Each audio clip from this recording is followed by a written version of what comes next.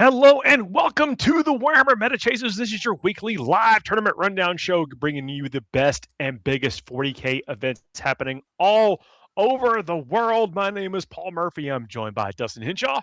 Hello, everybody. And Adam Camilleri. Oh, g'day. How's everybody doing? Going to do things a little bit different as as you imagine, as we get close to the end of the year, some holidays and stuff like that. A number of events that are happening are getting a little thin out there, but we still want to bring you some Warhammer stuff and a hangout. How's everybody doing? We do this live each and every Thursday, 9 p.m. Eastern time.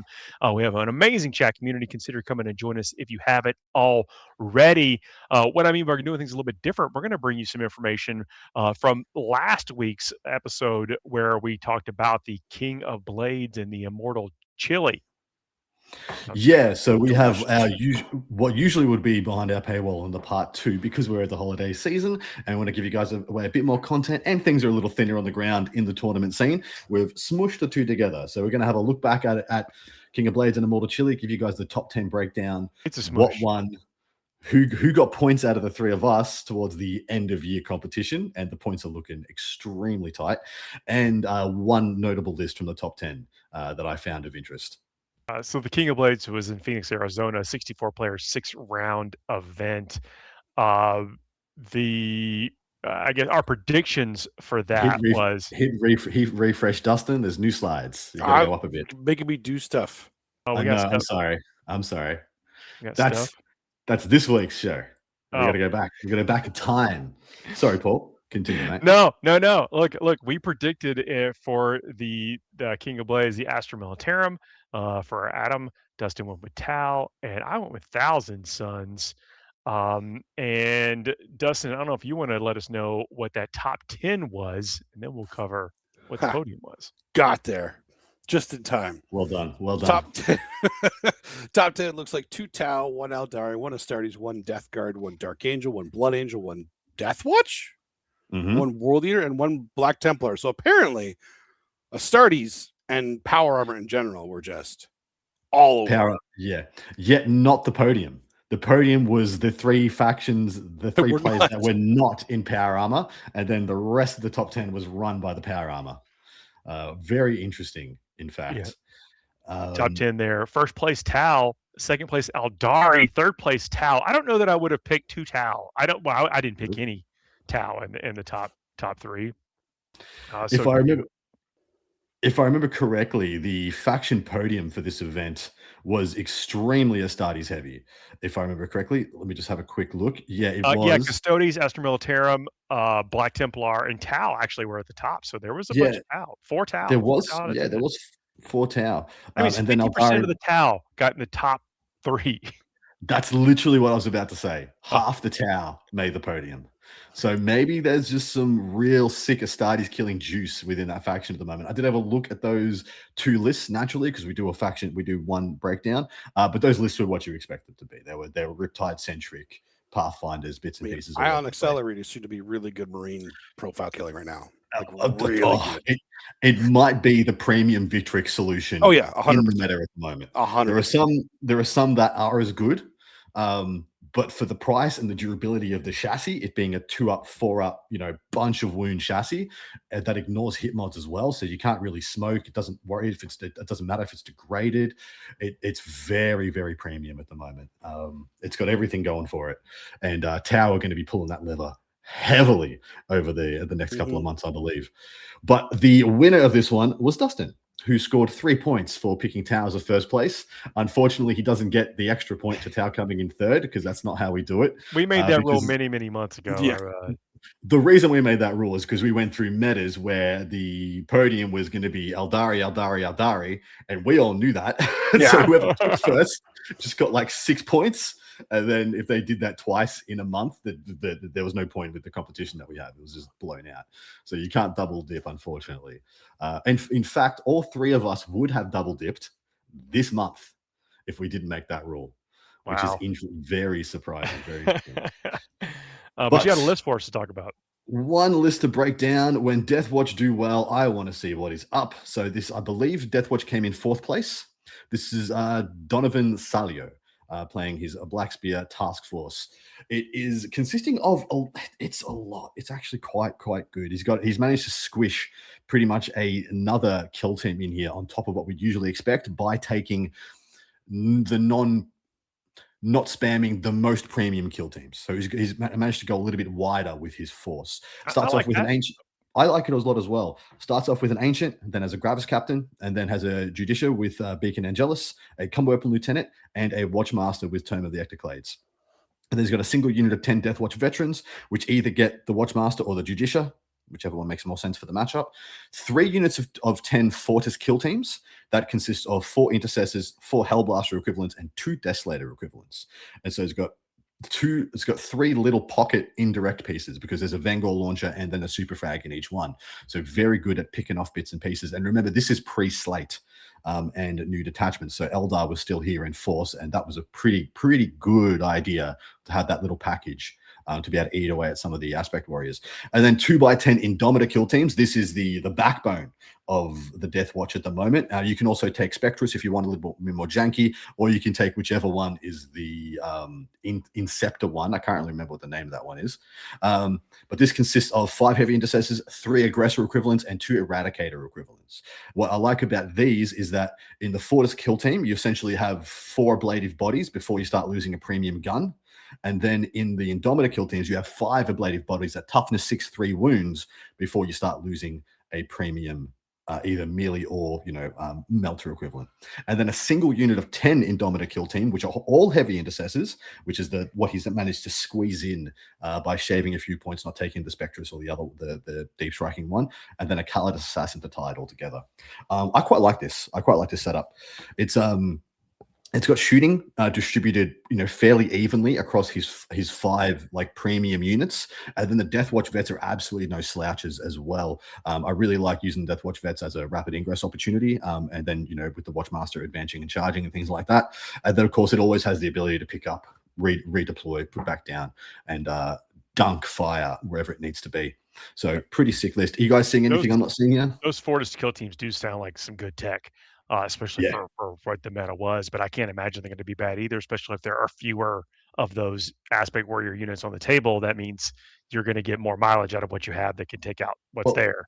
What's interesting, it has a duality that it's very good into Eldar and is now, I believe, going to be still quite good into Marines. It still packs full Hellblasters, and the super frag bang bang missiles on the Desolators aren't too shabby for shaving away, multi-wound Marine bodies. I thought you were going to say they were going to be good into Astra Militarum, and I believe that they will be good in Astra Militarum, and that is definitely going to be on the rise with their new detachment.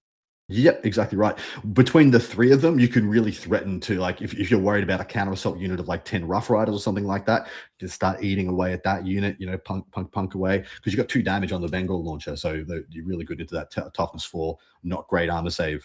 And then of course you can just wade in against things like units of 20 guys. It's going to be popping off on the blast and getting a lot of mileage there. And of course you have Oath Access as well, so these things are hitting on 4s, re-rolling to hit with indirect. So pretty good there. Love this list. Really happy it did well, boys. Nice tech. Love it when we see something a little bit different, but also very, very effective and great placement as well. Next event we're talking about is the Immortal Chili that we covered last week from Hamilton, North Island, New Zealand. 50 players, 10 teams of 5. We predicted that, Adam, you said Drukhari. Dustin, you went with Chaos Knights, and I went with Astartes. What was that top 10?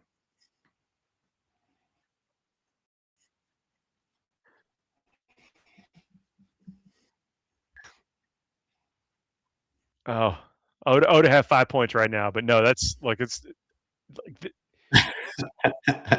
in team events. We do pick, the Army List things going to get the highest battle points. That doesn't necessarily mean their teams were out there killing it, but they certainly knew they were in a good position to get a lot of points in this team event.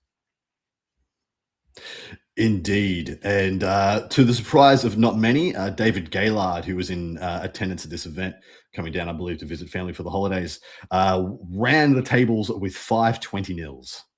Oh, yeah. Just went piloting Victrix Guard. Yep, he was piloting 18 Victrix Guard to The meta is still formulating around Victrix. We're still trying to decide if this is a thing that everyone needs to tilt their list to be a solution for. And in teams, there are so many factions who don't have that tool right yet, or their best build doesn't include that tool, because we've just come from needing to have MSU solutions to needing to have, more like a custody solution, but better and cheaper. Yeah. And so it's coalescing around, and people are still trying to figure out how much they need to tilt their army to do so. The winning team was the Chili Cow Cartel, which is a hell of a name. It consisted of Adeptus Mechanicus Halo Screed, Leagues of Votann Hearthband, Blades of Ultramarines. That's exactly what you think it is. A Drukhari Spectacle of Spite and a Necron's Awakened Dynasty. So you can see why that did so well. It's got the durability in the Necron's Awakened Dynasty. It's got the explosive trading ability of the Spectacle of Spite. It's got broken Ultramarines. It's got Votann for your good, solid, always good as a put up, and then AdMech can really just blow people out of the water on the right table in the right matchups. So well done to them. The list, of course, Paul took 3 points here, but the list I decided to pull out was Josh McChelsea. I'm going to apologize ahead of time. Came in 4th place and went 5-0 with Leagues of Votann. Wanted to have a look in here. So this is a Hearthband list. Consists of 2 Iron Here champions. One has Ironskine, and then a Carl with the Bastion Shield. 10 Hearthkin, 2 Sagittars, 2x3 Thunderkin with Grav. And then 10 5/5 Hearthguard. Of course, this is the Hearthband. They need the Hearthguard. A single unit of 5 Berserks, 2 Land Forts, and then for utility, 3 Pioneers and 10 Jaegers. What I thought was interesting is that he hasn't taken away to split the Jaegers. I suppose in teams, maybe it was just got to shave a few more points for you to get the right amount of Hearthguard in, which I personally believe is 5-10-10. If you're going to take the Hearthband detachment, I believe you need, it's either 2x10 or it's the 10-5-5. I think is the only way to go, and that turns out to have been mostly correct. Fewer Pioneers, only just 3. But I don't know if I've seen it in just the single unit there. Pioneers really dropped off. They really have dropped. A lot of the Votann lists that I see don't even have them at all anymore. Yeah, I've genuinely seen it drop off as well, in favor of more Jaegers, but this one hasn't taken that either. So that is an interesting thing. So he has had to shave points quite a lot for just having a little more oomph, a little more punch. The 2 enhancements he's taken, the Bastion Shield, because of course, probably many people are not familiar. Each time a range attack targets the bearer's unit, if the attacking model is within 12 of the bearer's unit, worsen the AP characteristic of that attack by 1. If you spend a yield point until the end of the phase, if the attacking model is within 18, you can worsen it by 1 instead of 12. So this is perfect on a rapid ingressing unit of 10 Hearthguard who come down, and then they have AOC against everything within 12 or 18, and then off you go, move, charge in, do some more damage, and then have AOC for another round. And then the Ironskine is at +2 to the wounds of that Iron Here champion. So not a bad list at all, and we are starting to see Hearthband coming back into vogue. And it was interesting when we saw Hearthband, it didn't quite make sense for the meta that it was birthed into, because this was last year's Grotmist detachment, and now it's really starting to churn. So I'm really happy to see it, because ostensibly Votann has a pretty fair book, like relatively fair book. Once they changed the need guard, or whichever the brand fast with the being able to get out of transports whenever you wanted, which was obviously going to be a pretty busted mechanic as rules as written. Once they changed that, it pretty much went to a very fair book. So if you're going to play a very fair book, you got to play good units, and that's what this list is. A lot of solid units in the Votann list, though. You can make a case with almost 75% different units that are in this list for that codex. 100% agree. Their data sheets are freaking solid, man. Like their data sheets are kind of just good. I especially love the glow up that the Thunderkin got, because they were like a very weird unit previously. Like 6 Grav Thunderkin, sure. If you played against Knights all the time, God mode unit. And then you played against Recon Guard, and you're like, give me anything else. Anything else. This list does have some characteristics, though, of what solid team lists from Votann looked like. With the 2 land fortresses. Yeah, I like that block there with the Thunderkin. Like that's like you can build around that core package. We see that a lot in teams. Me too. So shaved a lot from the utility to maximize the oomph, to maximize that oomph, power, and potential, and that definitely apparent here. All right. Well, I got to give you an update on scores, boys, because we're coming into the bottom of the innings here. And we only have 1 week left, I believe. We only have 1 week left in this here month because next Thursday is going to be the 25th, and then we're straight into the 1st. So why is there no tournaments on the 26th and 27th? Look, we'll keep our eyes peeled. We'll have a decision point. Right now, the points are 6, 6, 6. All three of us are tied on 6 points apiece. The number of the beast. We'll see. We'll see what happens. We'll see where the points go this week. Because oh my God, is it up for grabs? This couldn't be a wilder end to the year. I love it. Look, all right, let's see what we can do jumping into. Look, welcome to the Warhammer Meta Chasers, where we run the biggest best tournaments coming up all over the world. My name is Paul Murphy. I'm joined by Adam Camilleri and Dustin Henshaw. Welcome, everyone. We have a live chat. Come and join us at 9 p.m. Thursday nights on Eastern Time. We're going to be bringing you 2 great events coming this week. Got Gash Hammer and Wizards Winter GT. Gash Hammer end of year GT. This is from Sydney, New South Wales, Australia. 64 players competing over 5 rounds. What are we going to see there? I'm sorry, I got to take a second. That was impressive, Paul. That was impressive. That was a big breath. That was a very big breath. Okay. That's why Paul gets the big bucks, guys. Yeah, that's why he gets the big bucks. That's right. All right. In the Imperial Superfaction, there are 1 Sister of Battle, 2 Custodes, 2 Admech, 2 Astra Militarum, 1 Grey Knight, and 2 Imperial Knights. Space Marines are 7 Adeptus Astartes, 5 Dark Angels, 5 Space Wolves, 5 Blood Angels, 1 Black Templar, and 1 Death Watch. Chaos is 1 Chaos Space Marine, 1 T-Sun, 5 Death Guard, 2 World Leaders, 4 Emperor's Children, 4 Demons, and 3 Chaos Knights. Xenos, there's 2 Necrons, 1 Orc, and 2 Tau. Hive Mind, there's 1 Tyranid, 1 Gene Stealer Cult. And Eldari, there's 1 Drukhari and 1 Eldari. Meaning the faction podium is Victress Guard, topping it off with 7. Then Dark Angels, Space Wolves, Blood Angels, and Death Guard in second with 5. A lot of power armor. That's a lot of power armor. And there's more. Demons and Emperor's Children tied behind that with 4. It's a 7 faction podium. The hashtag that Adam put down is down under is the best. But there's no orcs. Thank you for reading it out. It's correct. It's correct. Thank you for reading it out, mate. Yeah. Appreciate you. But yeah, 7 faction podium, which, like, I mean, this is relatively stacked. Over 10% Astartes, 64 players, 7 Astartes, over 10%. And then, like, I mean, are people like taking Marines to kill Marines? Because I do think both Dark Angels and Blood Angels have Astartes slaughtering potential. They're not worried about Victress Guard. I mean, like Dark Angels. I mean, there's a couple things. You can take the Lion, of course, but you also got like the Terminators and things like that. But you know, Blood Angels, you know, if you can pick it's only 3 of those units. It's easy to line up and kill one. Well, so here's the interesting things, because Dark Angels are taking a more reactive approach, where it's like, well, if I just get to the objectives with my Terminators and the Lion, I don't think you can take me off them, because Victrix cannot crack the Lion.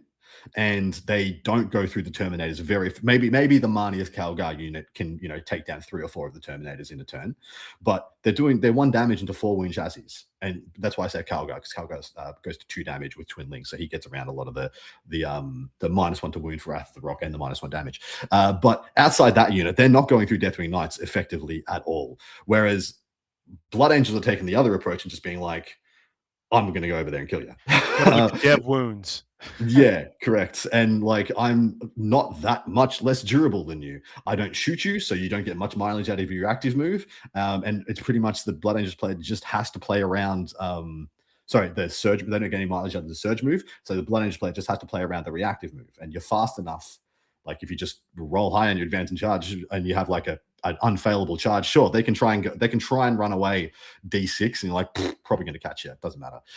So it's going to be interesting to see where we coalesce. What I'm excited to see is what the Space Wolves can do against the Astartes menace. And I've already seen it. I've looked through all the Astartes, most of the Astartes lists, and there's a handful that aren't Ultramarines. Like there's a very notable player, Alex Anglesios, who's taking Forge Father's Seekers, which is Melter stacked and like double Redeemer, which I believe is a legitimate solution. Really? You have the Redeemer has +1 to wound when targeting, and plus strength, and can have 1 CP +1 to wound. It's like if it just rolls up on the Victrix don't kill it. Maybe once again, you know, Calgar's unit notwithstanding has 2 extra Victrix and Calgar in tow, but into AOC they're going to be AP1, and then you get to overwatch them as well. So then you're packing a bunch of melter guns. Like you just deploy the melter guns into melter range, and you're like, I'm AP4. You don't have an invuln. Make a save or die. And so there are solutions within Astartes. Astartes is like, I keep joking, Astartes is not the 500 worlds, it's the 500 detachments, because it's just it's an endless pool. It's the Mariana Trench. It just keeps going down for value. You can keep digging within it to find their own tech. Really happy to see demons on the podium, however. And to that end, we have one demons list to unpack. Heralded as the best player in New South Wales in the past 12 months, represented Team Australia at the WTC this year, and has this morning been announced as representing Australia in the WTC next year as the essentially the sub-captain. What do you guys call it? Co-captain? Yeah, assistant captain in training. Assistant captain. Yeah, assistant captain in training. Hockey. There's an A on his two IC. So this is Jordan McGregor. Absolutely lovely lad. I've had him on my podcast as well. Is a delight. He's playing Chaos Demons, Scintillating Legion, my boys. I've been seeing this a lot. Yeah, dude. I'm a bit less keen on it than many others, but I'm keen to see what can be done with it in the hands of a player. I wasn't keen on it until I saw it perform at the last team tournament I went to, and it just ran people over, which was you crazy. talk about that because where I think it gets the most gas is in teams. So there's a top player in a stacked singles environment. This is quite a stacked event. The best players in this region are attending this. There's like probably 5 or 6 guys there that could represent our country at the WTC, and the list is as thus. It's very much Monster Mash. He's got Kairos and Be'lakor, the Winged Demon Prince with the Neverblade, which makes for a very nasty combat character, and then triple Big Bird Lord of Changes. So he's got 4 Big Birds if you include Kairos, 5 if you include Be'lakor. The 3 Lords of Change have Infernal Puppeteer and Improbable Shield. The Puppeteer gives it that no line of sight shooting, can draw line of sight from and range from another beastie. To activate that, he has 2 units of 3 Flamers and 2 units of 3 Screamers, and that's all you can fit when you decide to take that many big Griblies. Yeah, makes sense. This is like a night list. It is. It's a night list with jank. That's what it felt like. It's like if you want a bunch of knights, and you want to be slightly shorter, this is what you take. Well, technically, like you against a lot of armies at the moment, you're actually more durable than knights, because when we talk about what the other armies are that are in this field, like knights don't really get much of a save versus Blood Angels. If the Blood Angels touch the knights go away. Same thing can be said for Space Wolves and Archangels, and to some extent Emperor's Children are pushing the same issue, and Death Guard, and then some Astartes variants. Like these big birds have a 4+ all the time, and then you have all the jank of the weird old dice mechanic, the flux dice, where you get just a bunch of rerollables. I did want to look up what the Improbable Shield was, because this is one that I'm not super familiar with. So this is, of course, Zinch model only. While a friendly Zinch Demonica unit is within 6 of the bearer, you have a Feel No Pain 4+ against psychic attacks and mortal wounds. And, of course, one way to kill the big birds is to just rock up and just start throwing grenades. Just grenades. And so having that 4+ and then an aura of that 4+, I think is quite good tech. Because I don't know about you guys, but it's another victory solution, right? Just having a bunch of, just like every turn, just like sprinkling 3 to 6 mortal wounds on the unit, and do that for 2 or 3 turns, and all of a sudden the unit's not as big, nowhere near as big of a problem anymore. I bet a lot of people are also remembering they do have grenades just now. Yeah. Oh boy. But yeah, really keen to see. Really keen to see what Jordan can do with this. Saying what's up in chat. Like, oddly enough, some folks say, sorry, you're late. Actually, you're not late. We actually did a part 2 of last week's show before that. So we actually just started getting into this week's show. So you're kind of not late. So good to see you, no matter when or where you can tune up live. Oh, and was it LN? Thanks for joining us. Really appreciate that. And yeah, get everybody cut. Nurgle Matt. He also jumped in right as we kicked off this part of the show. So he's psychically connected to us streamers. Always a pleasure. Time to pick some winners, boys, and naturally this is in my backyard, so I'm picking last. So it's a 4+ for who's gonna pick first. I'm gonna use a squiddy. So Dustin, call your shot. I'm feeling a 4+, man, because we were talking about the Scintillating Legion. It's a 5. See? So Demons. Dustin, you're picking first. Demons. Taking the demons, Dusty. I got to go Astartes. Oh, I was just saying demons. Yeah. Because it was a 4-up. No, that's fine. I'll take demons. You take the demons? Oh, boys. What have you done to me? Yeah, those are my 2 picks. Anyway, not that they were like superstar Menzel level picks. Look, the big brain on you. The big brain, yeah. I know. I'm just going to go Dark Angels. Default back to one of my loves. Oh, someone played their son tonight with 3 Great and Clean Ones, Rodigus, and a double knight, or a double Gat, the spoiler knight. Ew. Oh my goodness, that's a lot to get. That's a lot to chew through. That's a lot of chunk. Yep. Yeah, really keen to watch Gash Hammer unfold, and it is the biggest event of this weekend. It is only 64 players, but like I said, it is stacked. He has the Gashi, awesome name, who is the TO of the event. He's put a lot of effort into attracting very high quality players.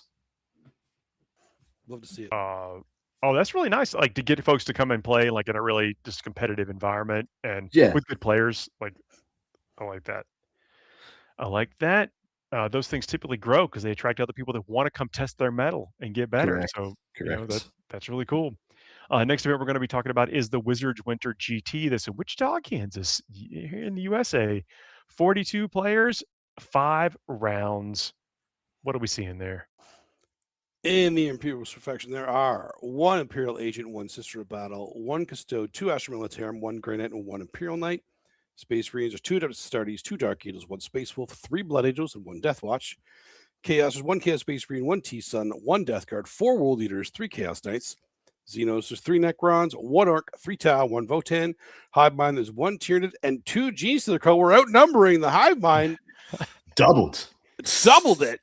Eldari, there's 3 Drakari and 2 Eldari. I mean, the faction podium is technically World Eaters, topping it all off with 4. And then Blood Angels, Chaos Knights, Krons, Tau, Drakari, all tied with 3, and then a bunch of 2s.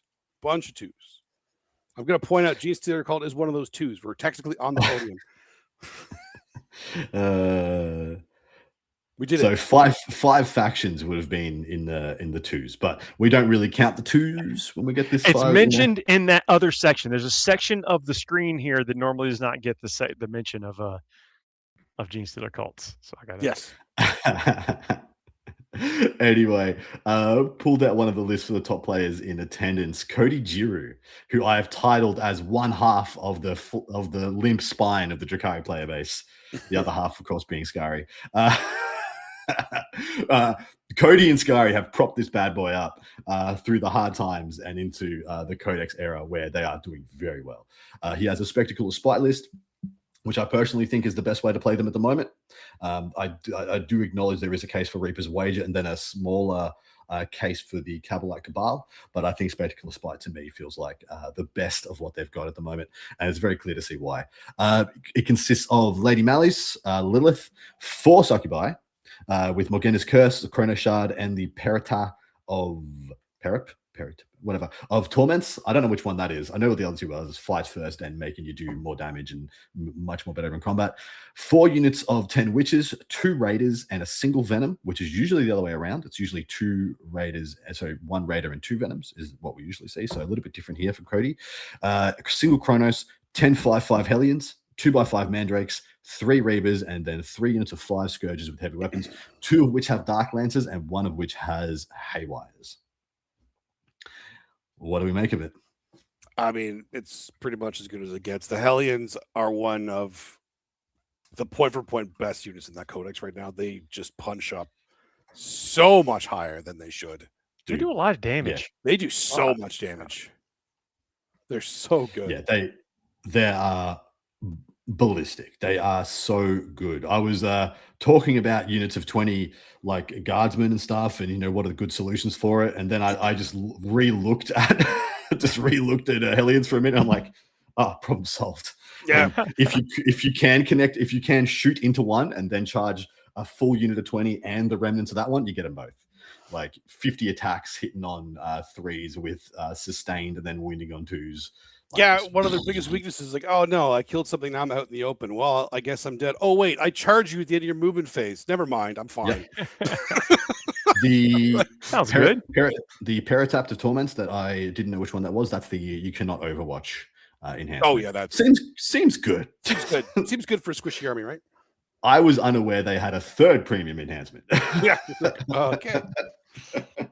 Yeah, absolutely amazing. But yeah, he's gonna Cody's gonna be keeping 3 of his units of witches as 10-mans because it doesn't have the second venom. So it's going to be 3 by 10 and then 2 by 5 because there's only one venom to split them.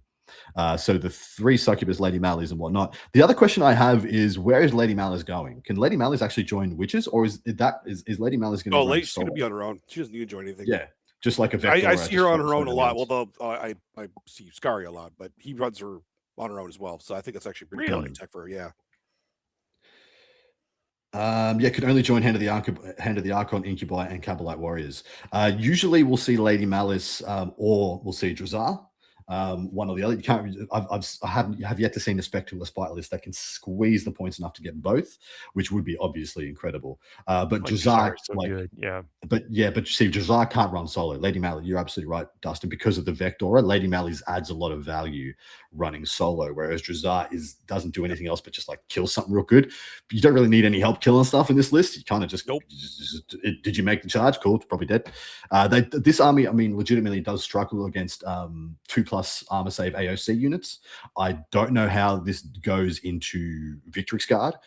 You could go in with like Hellions, Lilith, and a unit of 10 witches, and maybe you get through enough of them that their interrupt doesn't like slaughter you back. Or you could just run them over, I guess, but they're going to be taking 2+ saves against everything you got, except for Lilith, I assume. And that's awkward. They could just high roll you and you bounce and you lost 2 of your best units. Because the Hellions go in, they do have Lance, which is nice, so they will still genuinely be wounding on 3s with their strength 5, but they're only AP 1/2 damage.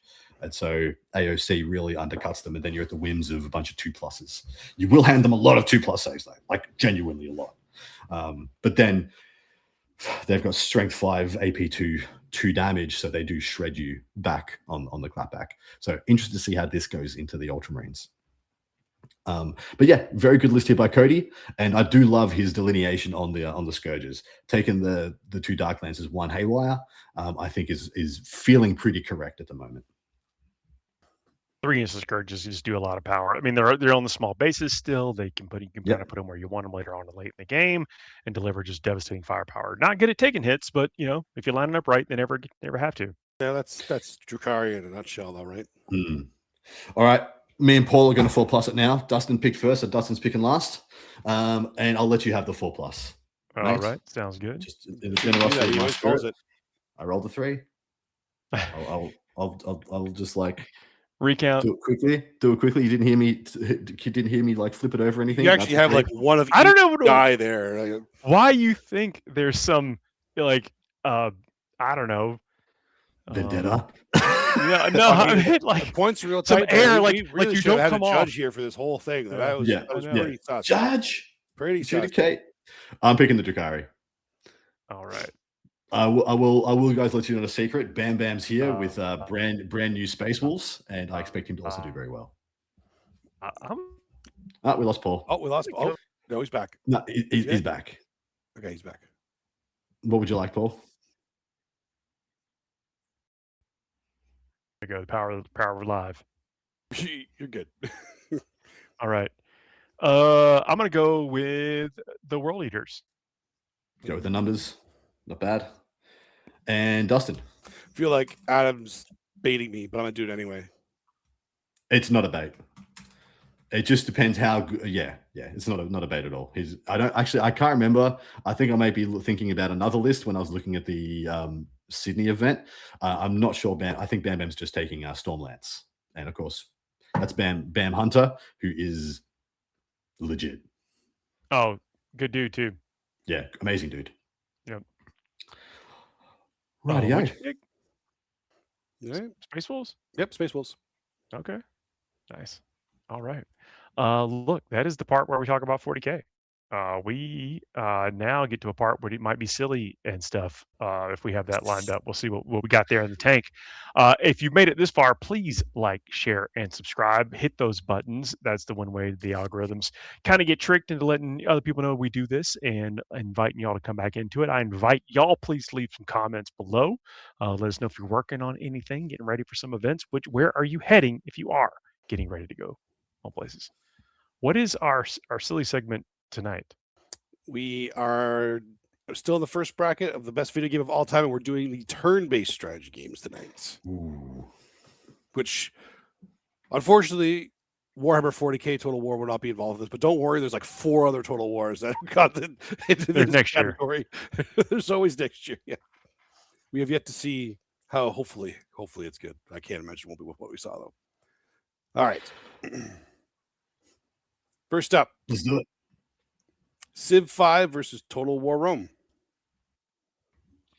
Remember, there are a lot of Total Wars out here, so don't feel bad about not giving. Yeah.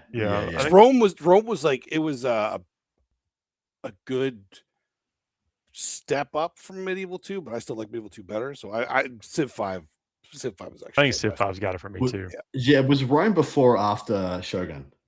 It was before. Yeah, that's what I remember as well. And Shogun was a step up again from Rome. Well, Shogun 2. Shogun 1 was the first. Sorry. Yeah. Shogun 2 is what I'm thinking of. Yeah, I think it's Civ 5. Yeah. Civ 5 if you are just joining us, we are crowning the best video game of all time to a series of brackets where we are running through categories that we have filled seeded those categories based off of chat interactions, our own brains. KR has said this is his jam, but y'all are too young. How old are you, KR? If it's okay to ask. All right. I assure you, you are not older than Paul. Probably right. Yeah. Next up, Total War 3 Kingdoms versus XCOM 2. Oh, XCOM 2. XCOM 2. 3 Kingdoms is actually like pinnacle of Total War right now. So you're both wrong, but okay. XCOM 2 is 2-1. XCOM 2 is actually fantastic, though. It's fantastic, yeah. I mean, XCOM 1 was spectacular. Yes, they're both good. Took it. Yeah. Snap. KR, you actually 66, mate. If you are actually 66, I'll give you 3 points. Next up, Total Warhammer 3 versus Warhammer 40k Battle Sector. There we go. Did anybody? So just put it out there. Who actually enjoyed Battle Sector? I didn't like it. I didn't like it very much. So as far as like what's captivating you, I think the Total War Warhammer is going to get like that drew people into the game, like into our game. I'm of the opinion Total War Warhammer 2 was better than 3. Me too. Which it's not on here, so I could change this to 2. Yeah, if you change this to 2. Actually, I mean, it is Total Warhammer 2. Never mind. It's not 3. Slacker. I thought that's what it was, yeah. You stuffed it up, Dustin. It's Total War. It's Total War. Yeah, okay. Yeah. That's a 3-0. Battle Sector was an interesting try. It was a good try. It was. But yeah, it didn't quite do it for me. Oh no, that was, you could reasonably unlock stuff and play. I think it was a good game, but it's unfortunately up against Total War. Yeah, Warhammer. Final Fantasy Tactics versus Banner Saga. Final Fantasy Tactics is joked about as being the actual best Final Fantasy game they ever made. Yeah. Which is have you played Banner Saga? Banner Saga is actually really good. I unfortunately have not played Banner Saga, so I'm going to sit back and let you boys either sell me or not sell me, because I feel like there's no selling. Final Fantasy Tactics. Final Fantasy Tactics still wins, but Banner Saga it does actually give it a run for its money. Like, it was actually fantastic. And there was no reason for Final Fantasy Tactics to be as good as it was, because they were just kind of putting in some filler before the next. It felt like the phone-in title. It felt like the phone-in. Like they're just like, okay, crap, we're going to be a couple of years out on Final Fantasy. Or did it come out between 10 and 11, if I remember correctly? I thought it was with like 10 and 14, depending on when you've got the online thing. Yeah, and it was like, we need some filler, chuck it in there, and everyone's just like, oh my shit, this is amazing. When I say it felt like the phone-in game, like you could tell, like, okay, yeah, sure, whatever, this is going to be this thing, and then it turns out it's good. Yeah, absolute banger. All right, Heroes of Might and Magic 3 versus King's Bounty. Which, Might let's be Magic real, 3. is literally just a ripoff of Heroes of Might and Magic 3. Correct, it is. So That's it why deserves to die. it got seeded here to get rid of it off the bat because it's just Destroyed. destroyed. Next up, Age of Wonders 3 versus Into the Breach. I don't I think could I be- played these. I could be convinced either way here. I have played Into the Breach. I haven't played Age of Wonders. Have you played any of the Age of Wonders? No, I haven't played anything in the franchise. They're another game I highly recommend. Very, very good tactical game. It's like Civ combined with almost like Warhammer in a sense, like, because you're building your stuff on the world map, but it's fantasy. So, I'm and convinced. it's all Age of customizable. You Wonders can 3 customize then. all your. Yeah, Paul's convinced. All right, Age of Wonders gets a vote. Dustin, where's your vote going? Age of Wonders. Yep, done. All right, next up, Tactics Ogre versus Total War Shogun 2. Tactics Ogre? Yeah, I was confused Ogre's- when the first came out too. It is the Ogre Tactics universe, but it's not Ogre Tactics. It's more like Final Fantasy Tactics. Is the ogre the tanks? Or No, like are ogres like big hulking creatures? big hulking creatures. Okay. I believe it's Total War. I didn't play this one. It is Total War. I kind of believe that that's the best Total War game. I agree. Yeah. Like Three Kingdoms is real good though.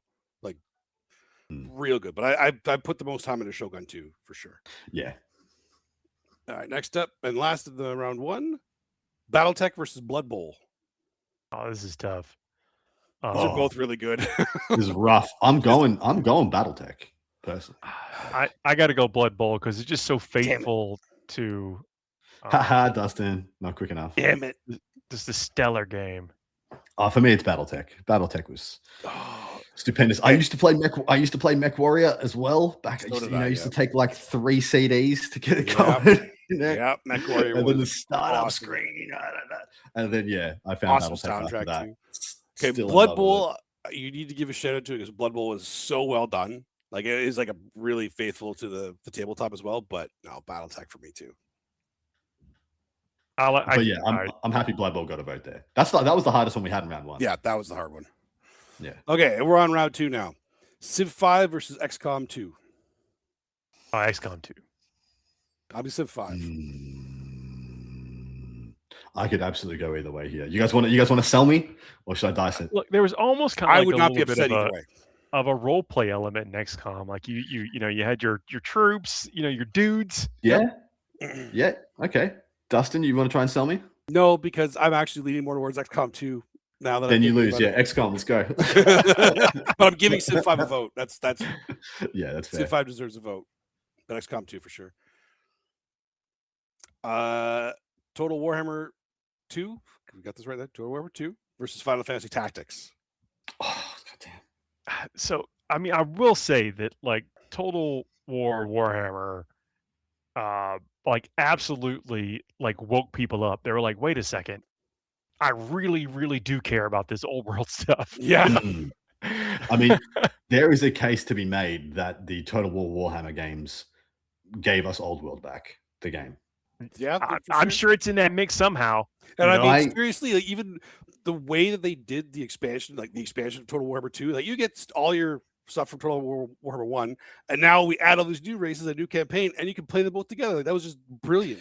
So I'm going to put aside my bias. I have to. Old World is my favorite setting, and it's my favorite tabletop game of all time. And I'm voting for Final Fantasy Tactics because if I take away my bias, I think it's a better game. A better game, really? Yeah. You got to think about the times as well. Like the Total War Warhammer came out less than 5 years ago. Came out like 2022, 2023. Like Tactics is almost 20 years old, right? Yeah, but same with like Might and Magic. I mean, those are things that are also they're very old. Eternal. They're still very genre good. defining. They are eternal. Yeah. I know. I don't want to sway your vote. Like your vote is your vote. KR has gone Total War 2, so I'm taking away one of your points, KR. Dang. Did you pick already, Paul? Yeah. Is it Total Warhammer? Yeah. Yeah. And I'm a Final Fantasy nut. You do what's right, Dustin. I'm a Final Fantasy nut as well. And I've dedicated my life to fantasy, like the old world. But I'm still gonna, mostly because I believe it's the better game.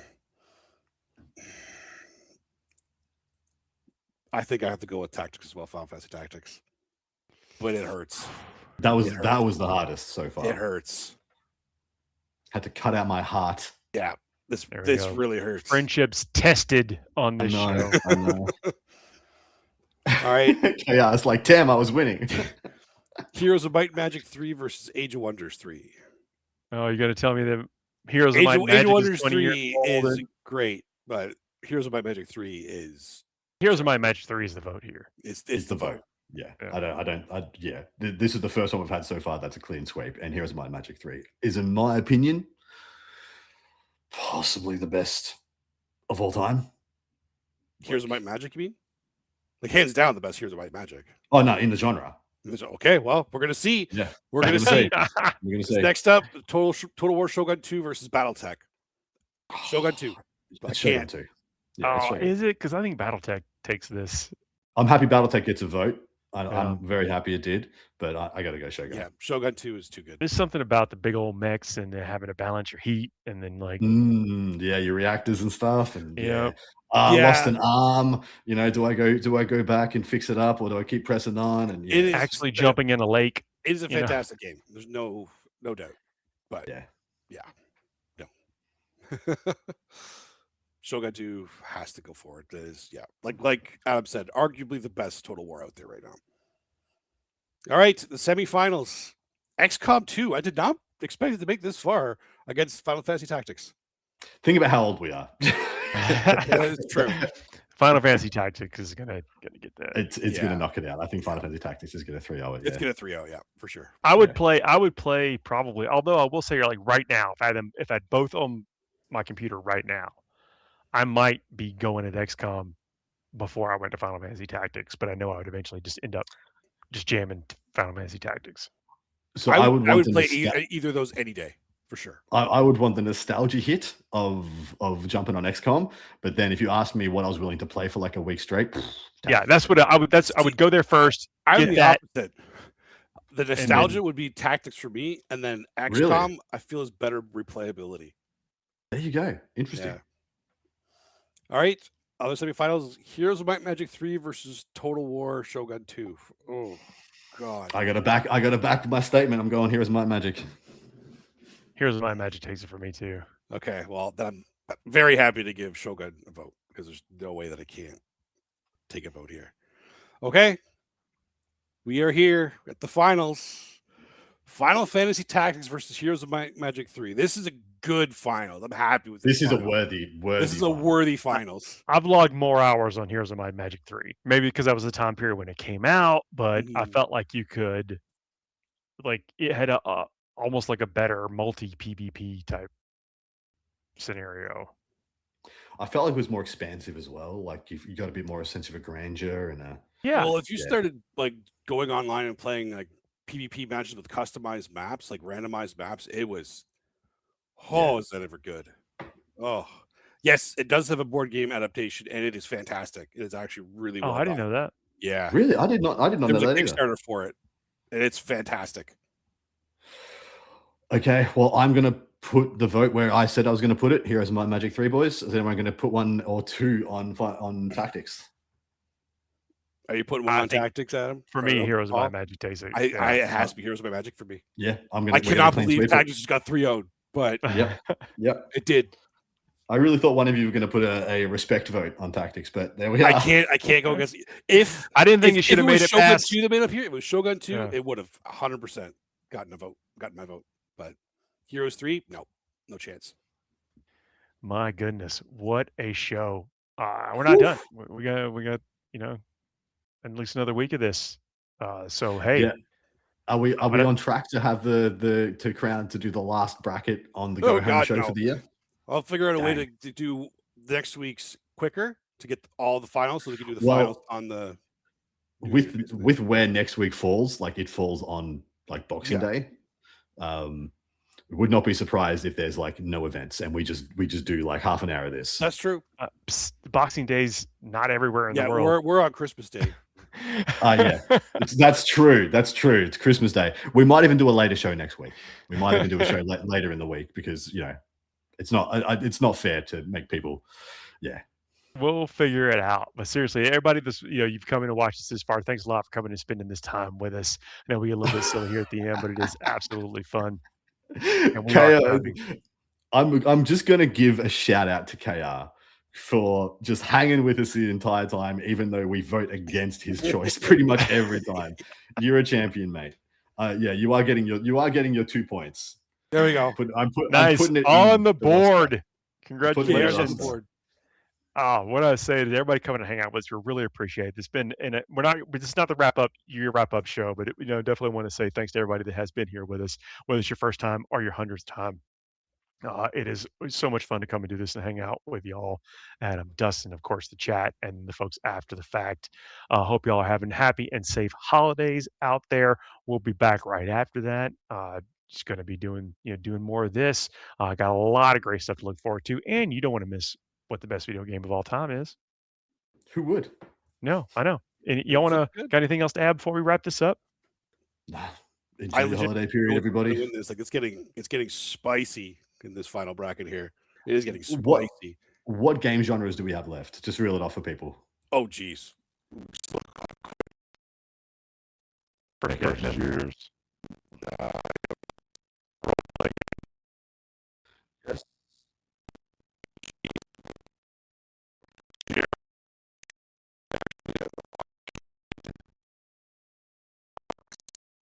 Nice. First-person shooter.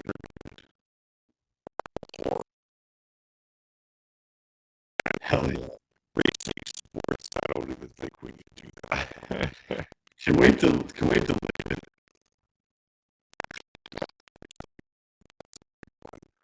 And platform. All right. We got big ones left. We will see y'all next week, everybody. Have a great rest of y'all's night. Happy holidays. Stay safe out there, everybody. Good night.